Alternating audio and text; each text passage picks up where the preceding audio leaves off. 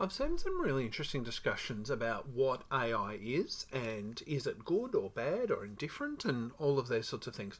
So I'm doing this video as much as anything to show what it's like to code with AI, because I think that when you're talking about it to people who don't code or don't code very much, it can be hard to know really what you're talking about. So I'm in a program here called Cursor. This has a free version, although I'm using the paid version. So I'm going to ask it, please make an HTML page. HTML page with Bootstrap, which is a framework that makes it easier to do things, and with no content in the body. And what I'm going to do is I'm going to make a page that you give it a number and it doubles that number. So I'm making something really simple. There you go. It's offering me the code. Yep. And I'm going to press apply, and there it is. So I'm going to accept that. I'm going to save it. It's actually a little bit bigger. I made it bigger because I wanted you to be able to see it. But let's have a quick look at it. There we go. It says my page at the top. That's fine. So I'm going to jump on in. There's the title, my page. I'm going to call it double this. Double this. Beautiful. Okay. Let's go down to the body. H1. There you go. It's predicting double this. Going to jump back over and test it. There we go. Pretty happy with that. Okay, we need an input field. Let's get this number. Type number, yep, ID equals number input. Enter a number, yep, it's got a double button and it's got a space for me to use as a result. I would actually prefer that was a div rather than a P, which is a paragraph. There we go, excellent. Let's just go and check that that's there. By the way, this is actually very much how I would code, but let's have a... So input, I notice it hasn't put the class in, so the class is form control and it's put the button class as primary. Let's have a look. Yep, that looks better. I like that. Now let's go down to the script. Now at the moment we haven't got any script, so what I'm going to do, this is JavaScript that I'm writing, by the way. JavaScript. Yep. Now there we go. So it's going to say add an event listener. Listen, I don't love an event listener, so what I'm going to do is just on this button here, I'm going to have on click. So that means on click, it's going to call this function called double number, which it just invented for me. Down here, you'll see that it's making double number. It's getting a variable.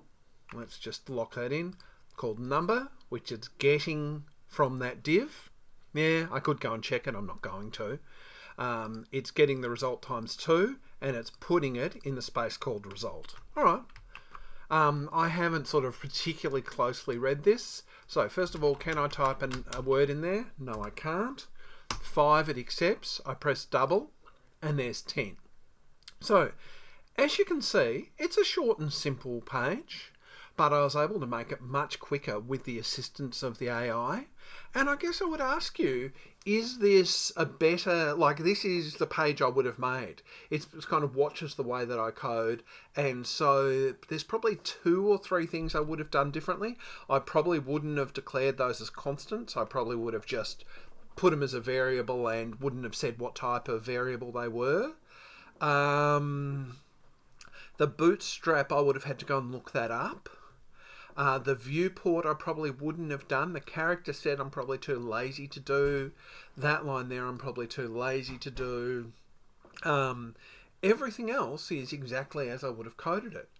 So what I would say is, given how quick it is to make something, and that coding, like, people specify what code is, but it's scraped all these examples of coding to have a look and say, well, this is how they work and this is what it's like. Let's just actually, before I wrap up, let's change it so that it's got an error in it. So I go back to the page and it now won't work. So I'll put in 2 and you'll see that that doesn't work because it's calling a thing that doesn't work. So I'm going to say the button doesn't double the number.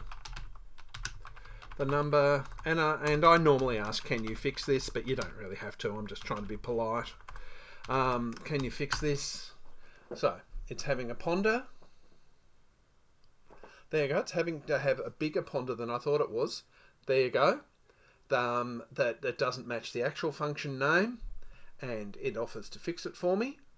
And so I'm going to accept that, and then I'm going to save it. and I'm going to go back. So I actually find that really useful because I'm kind of blinded by my own stupidity at times. I find it useful that it's able to look through kind of the logic of it. So I'd be really interested to see what people think, but that is how AI currently works in terms of helping coding, and I really like it. So I'd love to hear from people.